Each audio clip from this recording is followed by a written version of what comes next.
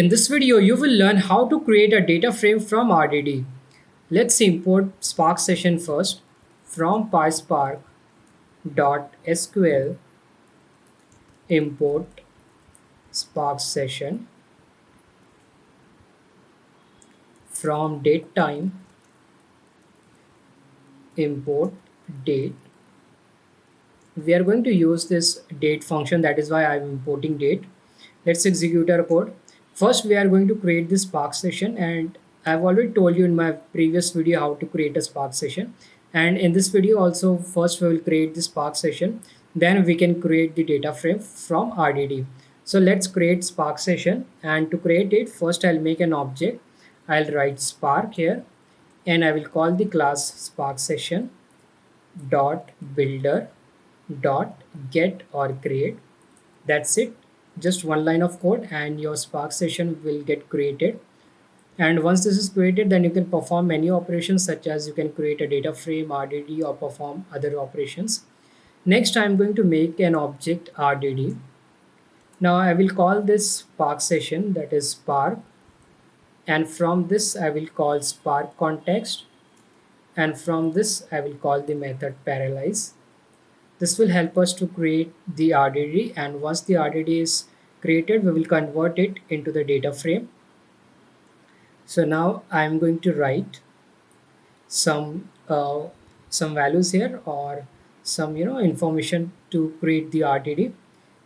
So I'm going to make tuples here. My first tuple will contain some information, such as first I will write the numbers here. So I'll write 1. This is my first column. Then 1.0, this is my second column. Third is string 1. This is my third column. Then I will call date, and I will pass the date here, 2021 1 1. And then my next column will have date and time. I will write date time 2021 1 1 12 0. Here I will also import the date time. Once I give the column names, you will understand how these are defining. So just wait for 2 minutes. This is my first tuple here. I'll define two more tuples so that you can see a good data frame. Here I will write 2, then 2.0.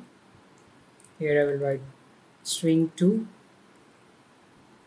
date is going to be 2021. Here I will write 2 and 1, then date time 2021 1 2 12 0. I will keep the time as same, 1 2021 1 2 12 0. I'll create one more tuple. This is the last tuple, 3 3.0 string 3, date 2021 3 1.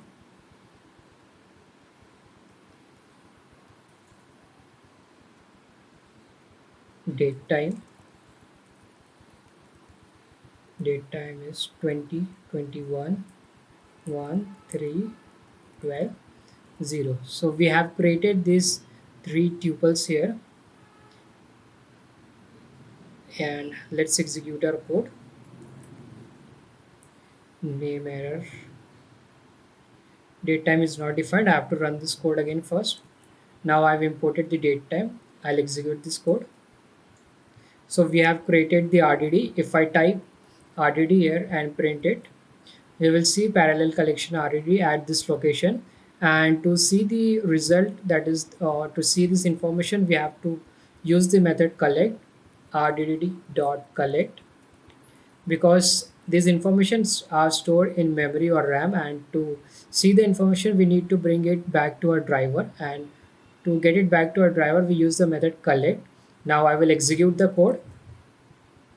Here you can see we got the information. So we have this first one, then we have the second one, and here we have the third one. So this is the RDD, and now we are going to convert this RDD into a data frame. And for that, first I'll make one variable df. Now I will call our Spark session, that is spark, and in from this I will call the method create data frame, and inside this I will pass our first parameter RDD. So this RDD, this one we are going to pass because we want to convert this into a data frame. So I have passed this RDD as my first parameter. Second is schema, and here you will see that in our RDD we have not defined the column names here, so it is very difficult to read which values belong to which column. Now in our data frame we are going to define the column name, and to define the column name we have to use this parameter schema is equal to, and I'm going to make a list. In this list I will define the column names. So for my first column is going to be number, so I will write num. The second column is going to be float because I am writing the float numbers here. Third column is going to be string because I am writing string here. You can see string 1, string 2, so I will write string. These are the column names, these are not the data types. You can give any name here instead of num, you can write anything here. The fourth column is date because I am defining the date here, so I will write date. And my fifth and the last column will be date time, because here I am defining the date as well as the time here. So I have defined the schema here, and here I have made spelling mistake. I have to write SCHEMA. Now we are going to execute our code, and this will create the data frame and save it in the variable df. Next we are going to print this variable df. Now I'll print df, and here you will see information such as we have the column names and their data types. And to look at the data frame we will use the method show. I will write df dot show.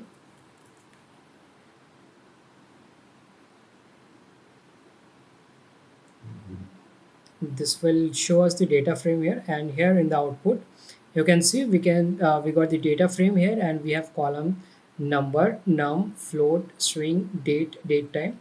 So this is how you can create the data frame from RDDs. And you can also pass some parameter in this show method. For example, I will write df dot show. If I want to look at the first row only, so I will write 1 here, and here you will see in the output I will see only one row here.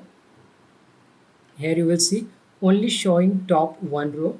So here, depending on your need, you can put the number here. For example, you have a big data frame and you just want to see the first 5, 10, 15 columns or rows, so you have to type here 5, 10, 15 accordingly. And we can also look at the schema. For example, here you will see we got the information about the variables and data types.